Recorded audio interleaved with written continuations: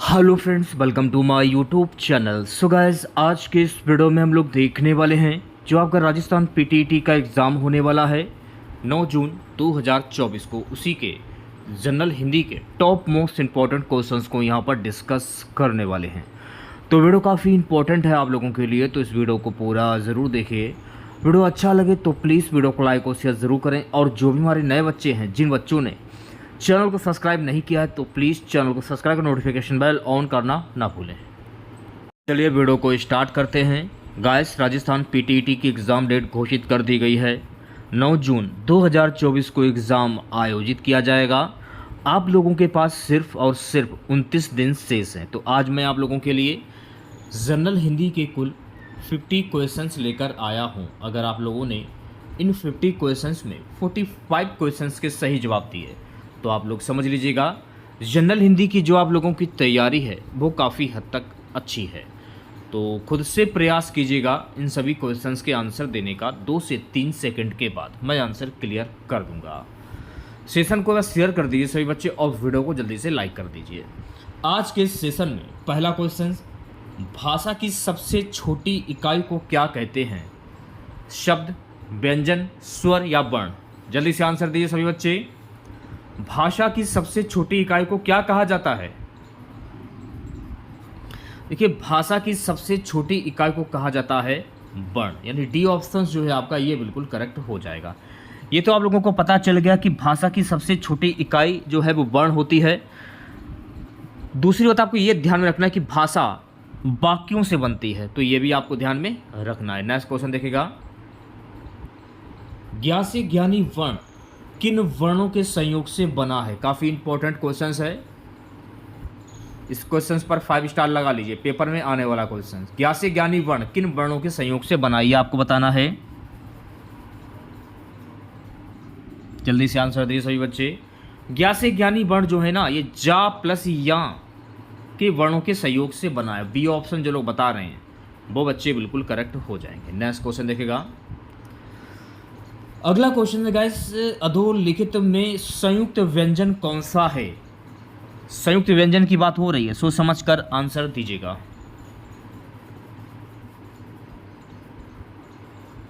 देखिए, मैं आपको बता देना चाहता हूं कि संयुक्त व्यंजन कुल 4 होते हैं। छा, त्रिशूल, ज्ञानी और श्रा, इसको बोलते हैं श्रा। तो 4 होते हैं। तो ऑप्शंस में संयुक्त व्यंजन पूछा जा रहा है कि इनमें से संयुक्त व्यंजन कौन सा होगा। तो इसमें से देखिए 4 तो होते हैं, ये आपको अपने माइंड में सेट कर लेना है। छा, त्र, ज्ञा और श्रा। तो इसमें जो ज्ञा से ज्ञानी जो है ना, ये आपका संयुक्त व्यंजन हो जाएगा। तो बी ऑप्शन जो लोग बता रहे हैं वो सभी लोग बिल्कुल सही हो जाएंगे। 54 क्वेश्चन देखेगा सभी बच्चे। निम्नलिखित में से कौन सा स्वर नहीं है? आ, उ, ए, या?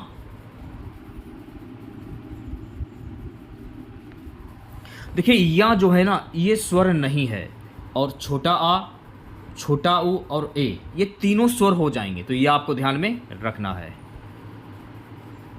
अगला क्वेश्चन देखेगा सभी बच्चे, शुद्ध वर्तनी का चयन कीजिए। दीर्घायु की शुद्ध वर्तनी क्या होगी? काफी इंपॉर्टेंट क्वेश्चन है, 5 स्टार लगा लीजिए। जल्दी से आंसर दीजिए सभी बच्चे। इसमें से आपको शुद्ध वर्तनी की पहचान करनी है। देखिए, दीर्घायु को लिखने का जो तरीका है ना, वो ये रहा। दीर्घायु को जो है लिखने का जो तरीका है वो ऐसे, दीर्घायु ऐसे लिखा जाए। तो दीर्घायु की शुद्ध वर्तनी जो ऐसे हो जाएगी। तो ए ऑप्शन करेक्ट हो जाएगा। ये भी क्वेश्चंस काफ़ी इंपॉर्टेंट है, इस पर भी 5 स्टार लगा लीजिए आप लोग। शुद्ध वर्तनी का चयन कीजिए। उज्ज्वल, उज्ज्वल कैसे लिखा जाएगा ये आपको बताना है। उज्ज्वल को लिखने का तरीका क्या है? देखिए, उज्ज्वल अगर आप लिखते हैं ना, उज्ज्वल ऐसे लिखा जाता है, उज्ज्वल। डी ऑप्शन जो है आपका करेक्ट हो। ये भी गलत हो जाएगा, ये भी गलत हो जाएगा और ये भी गलत हो जाएगा। ठीक है, नेक्स्ट क्वेश्चन देखेगा। शुद्ध वर्तनी का चयन कीजिए। अंतरसाक्ष्य, अंतसाक्ष्य कैसे लिखा जाएगा? ये भी क्वेश्चन काफी इंपॉर्टेंट है। जल्दी से आंसर दीजिए सभी बच्चे। अंतसाक्ष्य, सी ऑप्शन जो है आपका बिल्कुल करेक्ट हो जाएगा। एक क्वेश्चन अक्सर पेपर में पूछ लिया जाता है कि अंतसाक्ष्य में प्रयुक्त संधि क्या होती है? अंतसाक्ष्य में ये आपको कमेंट बॉक्स में बताना है। अगर आप लोगों को पता हो तो जरूर बताइएगा, क्योंकि क्वेश्चंस भी काफ़ी इंपॉर्टेंट है। अगला क्वेश्चन देखिएगा, किस क्रमांक में अंतस्थ व्यंजन है? अंतस्थ व्यंजन क्या होता है? जल्दी से आंसर दीजिए सभी बच्चे। अंतस्थ व्यंजन कौन कौन से होते हैं? देखिए, या और वा, अगर ऑप्शंस में या हो या फिर वा हो या रा हो या ला हो, यानी या वा रा ला, ये आपके अंतस्थ व्यंजन होते हैं। तो ऑप्शन में क्या दिया है? या और वा। अगर ऑप्शन में रा और ला दिया जाए तो आप उस पर भी टिक कर सकते हैं। तो अंतस्थ व्यंजन कौन कौन से होते हैं? या वा रा ला, ये आपको ध्यान रखना है, ठीक है। अगला क्वेश्चन देखेगा सभी बच्चे। किस वाक्य में अनिश्चयवाचक सर्वनाम है? हम खुद ही इधर आ गए, तुम कॉलेज कब आओगे, हम किसी को कुछ नहीं कह सकते, मेरा जो भाई तुम्हें मिला था वह आगे जा रहा है। बताइए क्या आंसर होगा? हम खुद इधर आ गए, इसमें तो होगा नहीं अनिश्चय, क्योंकि हम जो हैं खुद इधर आ गए, तो इसमें अनिश्चयवाचक कहाँ से हो जाएगा? तुम कॉलेज कब आओगे, तुम कॉलेज कब आओगे, यानी आप कॉलेज पहुंच चुके हो और आप दूसरे से पूछो कि कॉलेज कब आओगे, इसमें भी नहीं होगा। हम किसी को कुछ नहीं कह सकते, हम किसी को कुछ नहीं कह सकते। 10 लोग खड़े हैं, आप किसी को कुछ नहीं कह सकते, आप क्या कह सकते हैं? ये कोई कन्फर्म नहीं है। आप सोच रहे कि क्या बोलें क्या नहीं बोलें, आपके माइंड में आया ही नहीं है, तो यहाँ अनिश्चय का प्रयोग हो रहा है, इसलिए यहाँ हो जाएगा अनिश्चयवाचक सर्वनाम, यानी सी ऑप्शन जो लोग बता रहे हैं वो बच्चे बिल्कुल करेक्ट हो जाएंगे। सेशन को शेयर कर दीजिए एक बार, आप लोग को वीडियो को जल्दी से लाइक कर दीजिए। अगला क्वेश्चन देखिएगा सभी बच्चे। झगड़ा मेरे और उसके मध्य में था, में कौन सा कारक है? कर्ण कारक, कर्म कारक, संबंध कारक या अधिकरण कारक? झगड़ा मेरे और उसके मध्य में था, इसमें जो मेन चीज जो है वो है में, बाकी छोड़ दीजिए। इसमें जो मेन पॉइंट है वो है में। बचपन में आप लोगों ने काफी बार पढ़ा होगा कि कर्ता ने कर्म को कर्ण के द्वारा संप्रदान के लिए अपादान से संबंध का आके की अधिकरण में पे पर, में पै पर, यानी में अधिकरण में पर आ रहा है, में पै पर, तो अधिकरण कारक यहाँ पर हो जाएगा। इसे आप याद कर लीजिए और ऐसे क्वेश्चन जितने भी बनेंगे आप चुटकियों में सॉल्व कर देंगे। इसे आपको याद करना होगा, कर्ता ने कर्म को कर्ण के द्वारा संप्रदान के लिए अपादान से, इसे आप याद कर लीजिए क्योंकि बहुत ही ज़्यादा इंपॉर्टेंट है। अगर पेपर में पूछा जाता है तो आप तुरंत उसे हल कर देंगे बिना टाइम गवाए, ठीक है। तो डी ऑप्शन करेक्ट हो जाएगा। सो गाइस नेक्स्ट क्वेश्चन देखिएगा, किस समास में तत्पुरुष समास है? यहां पर आपको यह बताना है कि किस शब्द में किस समास में तत्पुरुष समास है, यह आपको बताना है। अब देखिए ध्यानपूर्वक मेरी बात को सुनिएगा।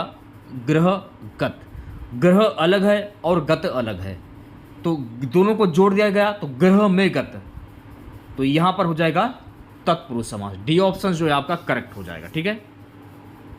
चलिए बढ़ते हैं नेक्स्ट क्वेश्चन की ओर। नेक्स्ट क्वेश्चन देखेगा सभी बच्चे। अगला क्वेश्चन क्या है कि किस शब्द में बहुप्रिय समास है? यश को प्राप्त, यहाँ तो होगा नहीं।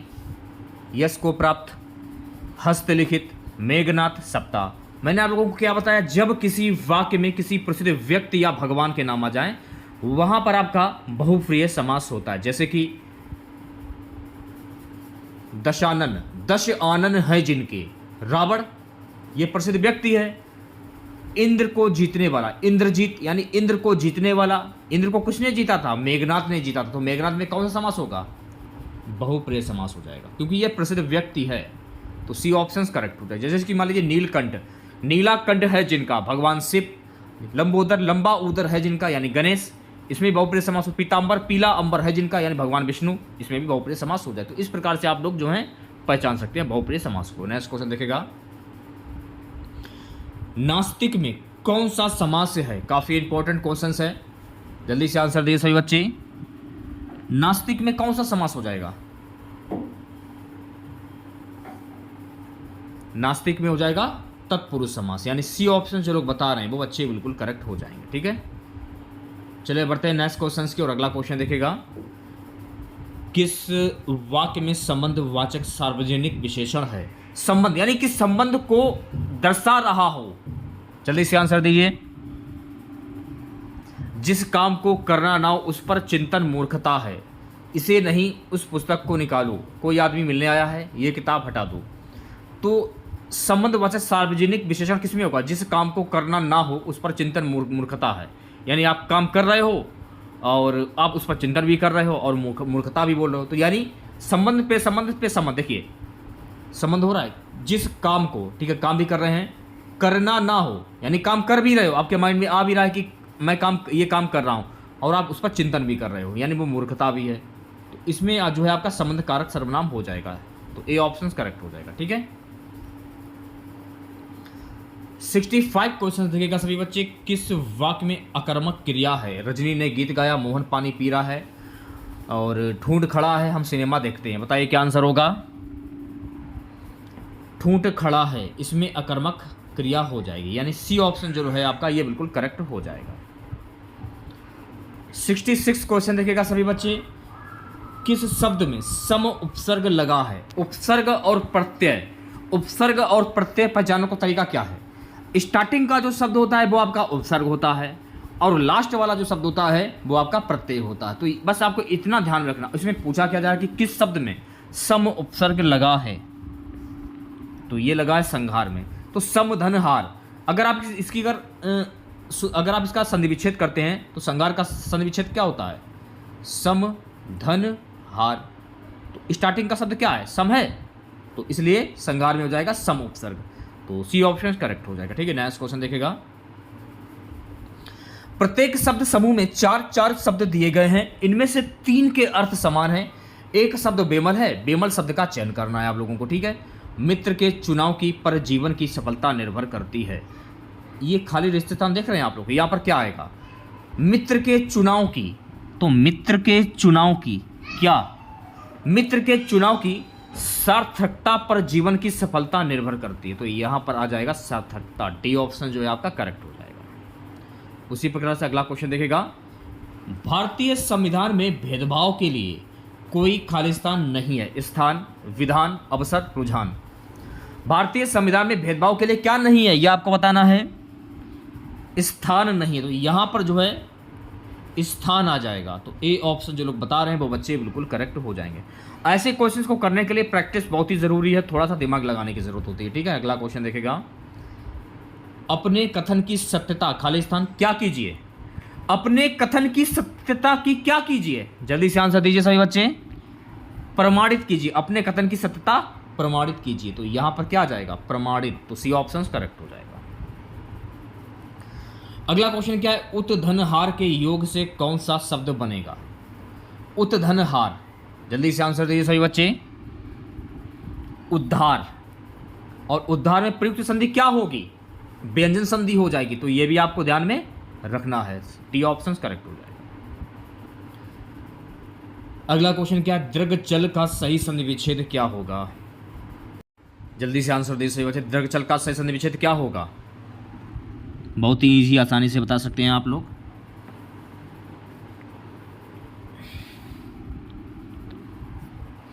दृग्चल का सही संधि विच्छेद होता है दृक धन अचल, यानी सी ऑप्शन जो लोग बता रहे हैं वो बच्चे बिल्कुल करेक्ट हो जाएंगे। सेशन को शेयर कर दीजिए एक बार आप लोग, और वीडियो को जल्दी से लाइक कर दीजिए। अगला क्वेश्चन देखेगा।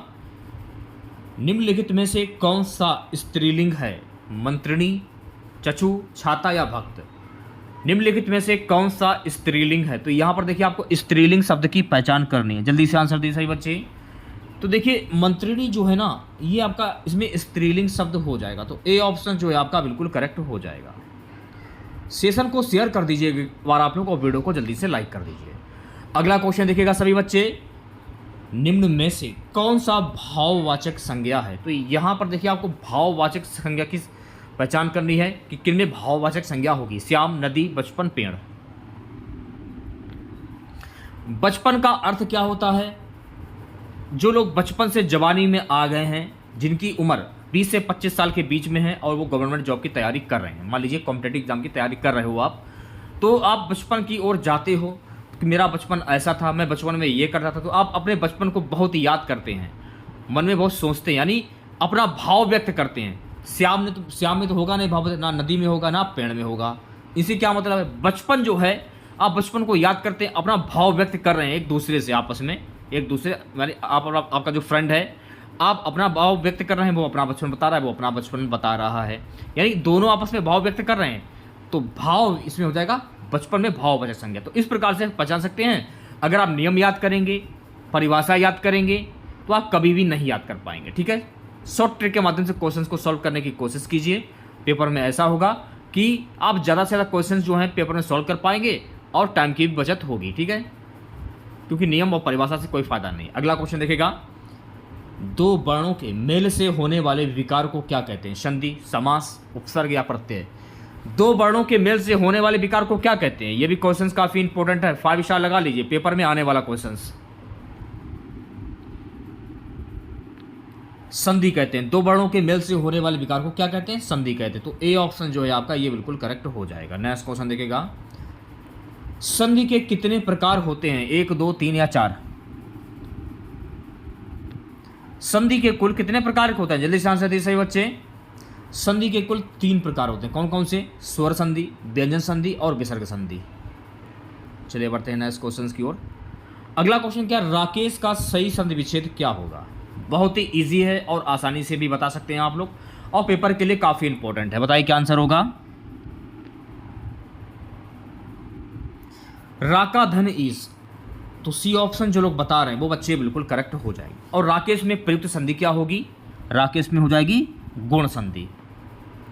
अगला क्वेश्चन देखिएगा, अगला क्वेश्चन हमारा छोटा प्लस बड़ी ई बराबर ए स्वर संधि के किस भेद को व्यक्त करता है? दीर्घ संधि, गुण संधि, वृद्धि संधि या यण संधि? बताइए क्या आंसर होगा? छोटा प्लस बड़ी ई बराबर ए स्वर संधि के किस भेद को व्यक्त करता है? गुण संधि को व्यक्त करता है। तो जो भी बच्चे ऑप्शन नंबर वी की ओर जा रहे हैं वो बच्चे बिल्कुल करेक्ट हो जाएंगे, क्योंकि छोटा प्लस बड़ी बराबर ए होता है और ए प्लस छोटा आ प्लस छोटा ओ क्या होगा? छोटा आ प्लस छोटा ओ बराबर क्या होगा? ओ हो जाएगा। इसमें भी गुण संधि हो जाएगी, तो ये भी आपको ध्यान में रखना है। नेक्स्ट क्वेश्चन देखिएगा, प्रति उत्तर का सही संधि विच्छेद क्या होता है? ये भी क्वेश्चन काफी इंपॉर्टेंट है, पेपर में आने वाला क्वेश्चन। जल्दी से आंसर दीजिए सभी बच्चे। देखिए प्रति उत्तर में हो जाएगा प्रतिधन उत्तर, बी ऑप्शन जो है आपका करेक्ट हो जाएगा। और इसमें कौन सी संधि हो जाएगी? इसमें हो जाएगी यण संधि। चलिए बढ़ते हैं नेक्स्ट क्वेश्चन की और अगला क्वेश्चन देखेगा। अगला क्वेश्चन क्या है कि कौन सा शब्द बहुप्रिय समास का सही उदाहरण है? निषिदिन, त्रिभुवन, पंचानन, पुरुष सिंह। कौन सा शब्द बहुप्रिय समास का सही उदाहरण है? जल्दी से आंसर दीजिए सभी बच्चे। जब किसी वाक्य में किसी प्रसिद्ध व्यक्ति या भगवान के नाम आ जाएं वहां पर आपका बहुप्रिय समास होता है। और पंचानन जो आप लोग देख रहे हैं, तो पंचानन में कौन सा समास हो जाएगा? बहुप्रिय समास हो जाएगा, क्योंकि 5 आनन है जिसके। जब आप इसका समास विग्रह करेंगे ना, इसका समास विग्रह क्या होता है? 5 है आनन जिसके, अर्थात भगवान शिव। तो सी ऑप्शन करेक्ट हो जाएगा। अगला क्वेश्चन देखिएगा सभी बच्चे, शब्द रचना के आधार पर अधोलिखित में से योग ऋण शब्द का चयन कीजिए। पवित्र, कुशल, विनिमय, जलज। देखिए जलज जो है ना, जलज ये आपका योग ऋण शब्द हो जाएगा, क्योंकि जो कमल के लिए प्रयुक्त होने लगा हो वो योग ऋण शब्द कहलाता है। जलज योग ऋण शब्द है क्योंकि कमल के लिए प्रयुक्त हुआ है। तो सी डी ऑप्शन करेक्ट हो जाएगा। चलिए बढ़ते हैं नेक्स्ट क्वेश्चंस की और अगला क्वेश्चन देखिएगा सभी बच्चे 81। सेशन को शेयर कर दीजिए एक बार आप लोग को, वीडियो को जल्दी से लाइक कर दीजिए। अगला क्वेश्चन क्या है, निम्नलिखित में से कौन सा शब्द देशज नहीं है? ढिबरी, पगड़ी, पुष्कर या ढोर। देखिए पुष्कर जो है ना ये आपका देशज शब्द नहीं है। पुष्कर कौन सा शब्द है? पुष्कर जो है ना ये तत्सम शब्द है। और ढिबरी हुआ आपका, पगड़ी हुआ और ढोर हुआ, ये तीनों शब्द ये देशज शब्द हो जाएंगे। लेकिन पुष्कर जो है ना ये तत्सम शब्द है। तत्सम शब्द को पहचानने का तरीका क्या है? जो शब्द हिंदी भाषा से निकले हों वो तत्सम शब्द कहलाते हैं, और ये हिंदी भाषा का शब्द है। अगला क्वेश्चन देखिएगा सभी बच्चे, अधोलिखित में ऋण शब्द कौन सा नहीं है? मलयज, पंकज, जलज, वैभव।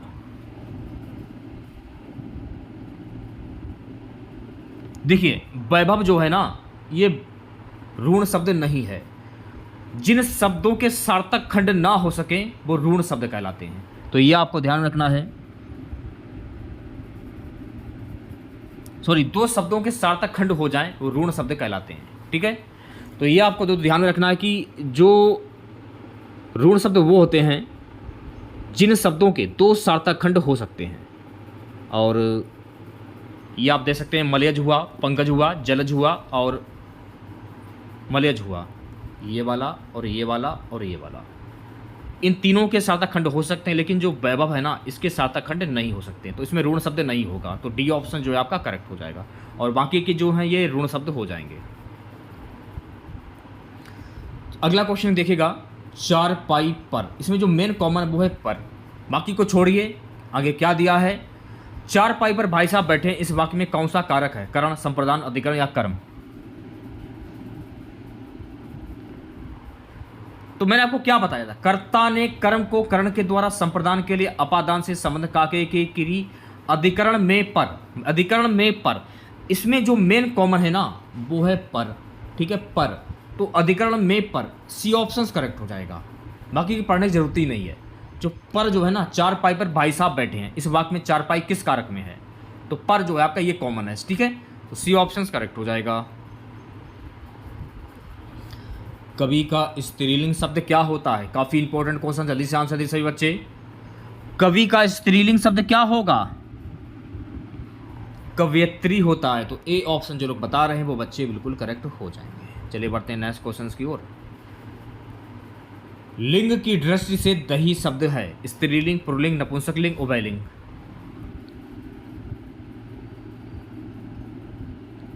दही जो है ना, दही आपका ये पुल्लिंग शब्द हो जाएगा, तो बी ऑप्शन जो लोग बता रहे हैं वो बच्चे बिल्कुल करेक्ट हो जाएंगे। तीनों नेक्स्ट क्वेश्चन देखेगा। अगला क्वेश्चन क्या है, निम्नलिखित में विकारी शब्द कौन सा है, आज, यथा, परंतु, लड़का। लड़का जो है ना ये आपका विकारी शब्द हो जाएगा, तो डी ऑप्शन करेक्ट हो जाएगा। 87 से 88 नीचे दिए गए मुहावरों और लोक तृतीयों के सही अर्थ बताने के लिए उचित विकल्प का चयन कीजिए। कागज के घोड़े दौड़ाना, इसका मुहावरा क्या होगा, लंबी लिखा पढ़ी करना, बेकार बातें करना, लिखित प्रमाण देना, इनमें से कोई नहीं। कागज के घोड़े दौड़ाना, इसका मुहावरा क्या होगा, या भी बोल सकते हैं कि इसकी लोक तृतीय क्या होगी। जल्दी से आंसर दीजिए सही बच्चे। कागज के घोड़े दौड़ाना यानी लंबी लिखा पढ़ी करना, ए ऑप्शन जो लोग बता रहे हैं वो बच्चे बिल्कुल करेक्ट हो जाएंगे। बालू की भीत, इसका मुहावरा क्या होगा, निस्तार वस्तु, रेगिस्तानी इलाका, शीघ्र नष्ट हो जाने वाली वस्तु, शारीरिक संरचना। बालू की भीत, इसका मुहावरा क्या होगा, जल्दी से आंसर दीजिए सही बच्चे। शीघ्र नष्ट हो जाने वाली वस्तु, सी ऑप्शन करेक्ट हो जाएगा। निर्देश प्रश्न संख्या 89 से 90, नीचे दिए गए वाक्यों में रेखांकित शब्दों की शुद्ध वर्तनी के लिए उचित विकल्प चुनिए। रूप, रस, गंध आदि के अनुभव के लिए मनुष्य के पास 5 ज्ञानेंद्रियां हैं। ज्ञानेंद्रियां की शुद्ध वर्तनी क्या होगी, ये आपको बताना है। क्वेश्चंस भी बहुत ही इंपॉर्टेंट है, जल्दी से आंसर दे सही बच्चे। ज्ञानेंद्रियां, देखिए ज्ञानेंद्रियां को अगर आप लोग लिखते हैं तो ज्ञानेंद्रियां ऐसे लिखा जाता है, तो बी ऑप्शन जो लोग बता रहे हैं वो बच्चे बिल्कुल करेक्ट हो जाएंगे। अगला क्वेश्चन देखिएगा सभी बच्चे। चंद्र ज्योत्सना से सारा उपवन दुग्ध धवल प्रतीत होता था। ज्योत्सना, ज्योत्सना कैसे लिखा जाएगा, ज्योत्सना की शुद्ध वर्तनी क्या होगा, इस पर भी 5 स्टार लगा लीजिए, पेपर में छपने वाला क्वेश्चन। देखिए ज्योत्सना अगर आप लिखेंगे ना तो ज्योत्सना ऐसे लिखा, ज्योत्सना को लिखने का जो तरीका है वो ये रहा। 92 से 92 निर्देश नीचे दिए गए मुहावरे लोक त्रुटियों के सही अर्थ का चयन कीजिए। सिक्का बैठाना, इसका मुहावरा क्या होगा, प्रभाव या धाक जमाना, सिक्के जमा करना, सिक्के जमीन में गाड़ना, इनमें से कोई नहीं। सिक्का बैठाना यानी प्रभाव या धाक जमाना, ए ऑप्शन जो लोग बता रहे हैं वो बच्चे बिल्कुल करेक्ट हो जाएंगे। ठीक है, चलिए बढ़ते हैं नेक्स्ट क्वेश्चन की और अगला क्वेश्चन देखेगा। लोहे के चने चबाना, इसका मुहावरा क्या होगा, सरल काम करना, खाली बैठकर चने खाना, सी है बहुत कठिन काम करना, डी है लोहे का काम करना। लोहे के चने चबाना, इसका मुहावरा क्या होगा ये आपको बताना है। लोहे के चने चबाना यानी बहुत कठिन काम करना, सी ऑप्शन जो लोग बता रहे हैं वो बच्चे बिल्कुल करेक्ट हो जाएंगे। सो गाइस नेक्स्ट क्वेश्चन क्या है, गौरव का विलोम शब्द क्या होगा, लाघव, रौरव, लज्जा, अपमान। गौरव का विलोम शब्द क्या होगा, जल्दी से आंसर दीजिए सभी बच्चे। देखिए गौरव का विलोम शब्द होता है लाघव, यानी ए ऑप्शन जो लोग बता रहे हैं वो बच्चे बिल्कुल करेक्ट हो जाएंगे। अगला क्वेश्चन, अनविज्ञ का विलोम शब्द क्या होगा, विज्ञ, अविज्ञ, अज्ञ, अविज्ञ। अनविज्ञ का विलोम शब्द क्या होगा, जल्दी से आंसर दीजिए सभी बच्चे। अनविज्ञ का विलोम शब्द होता है अविज्ञ, यानी वी ऑप्शन जो लोग बता रहे हैं वो बच्चे बिल्कुल करेक्ट हो जाएंगे। कवि का स्त्रीलिंग शब्द क्या होता है? जल्दी से आंसर दीजिए सभी बच्चे। देखिए, कवि का स्त्रीलिंग शब्द होता है कवित्री। सी ऑप्शन जो लोग बता रहे हैं वो बच्चे बिल्कुल करेक्ट हो जाएंगे। 96 क्वेश्चन, क्या जातिवाचक संज्ञा नहीं है? सशब्द, लोहा, लकड़ी, पुस्तक। तो यहाँ पर देखिए आपको जातिवाचक संज्ञा की पहचान नहीं करनी है, इसमें आपको ये बताना है कि इनमें से जातिवाचक संज्ञा कौन सी नहीं है। शैशव जो है ना, ये जातिवाचक संज्ञा नहीं है, तो ए ऑप्शन जो है आपका ये बिल्कुल करेक्ट हो जाएगा। बहुवचन किन्हें कहते हैं ये आपको बताना है, जल्दी से आंसर दीजिए सभी बच्चे। शब्द के जिस रूप से वहु का बोध हो, वे शब्द के जिस रूप में वस्तु या प्राणियों की संख्या का बोध हो, और सी है शब्द के जिस रूप से किसी की जाति का बोध हो, डी है शब्द के जिस रूप से एक से अधिक व्यक्तियों या वस्तुओं आदि का बोध हो। तो डी ऑप्शन जो है आपका ये बिल्कुल करेक्ट हो जाएगा। ठीक है, अगला क्वेश्चन देखिएगा सभी बच्चे।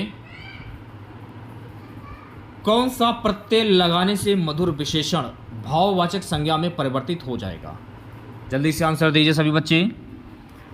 ता, बी ऑप्शन जो है आपका ये बिल्कुल करेक्ट हो जाएगा। अगला क्वेश्चन देखेगा 99। कौन सा शब्द हरिण का स्त्रीलिंग रूप है? कौन सा शब्द हरिण का स्त्रीलिंग रूप होगा ये आपको बताना है। हरिणी, यानी सी ऑप्शन जो है आपका ये बिल्कुल करेक्ट हो जाएगा। आज की इस क्लास का लास्ट क्वेश्चन रहेगा पशुता शब्द उदाहरण है व्यक्तिवाचक संज्ञा का, द्रव्यवाचक संज्ञा का, भाववाचक संज्ञा का, जातिवाचक संज्ञा का। पशुता शब्द किसका उदाहरण है? तो देखिए, पशुता जो है ना ये भाववाचक संज्ञा का उदाहरण, क्योंकि एक पशु है वो सिर्फ अपना भाव व्यक्त कर सकता है। अगर उसको भूख लगी है तो वो चिल्लाएगा, यानी भाव व्यक्त कर, इसलिए पशुता में भाववाचक संज्ञा हो जाएगा। तो सी ऑप्शन जो है आपका करेक्ट हो जाएगा। तो आज की इस क्लास में हम लोगों ने पीटीटी 2024 की परीक्षा के लिए जनरल हिंदी के कुल 50 क्वेश्चंस डिस्कस किए हैं। 50 में आपको 45 क्वेश्चंस के सही जवाब बताने थे। तो 50 में आप लोगों ने कितने क्वेश्चंस के सही जवाब बताएं कमेंट बॉक्स में जरूर बताइएगा। और अगर आप लोगों को वीडियो अच्छा लगा हो तो प्लीज़ वीडियो को लाइक और शेयर जरूर करें। चैनल पर नए हैं, जिन लोगों ने अभी तक चैनल को सब्सक्राइब नहीं किया है तो प्लीज़ चैनल को जरूर सब्सक्राइब करें और नोटिफिकेशन बेल ऑन करना ना भूलें। मिलते हैं नेक्स्ट वीडियो के साथ। जय हिंद, जय भारत।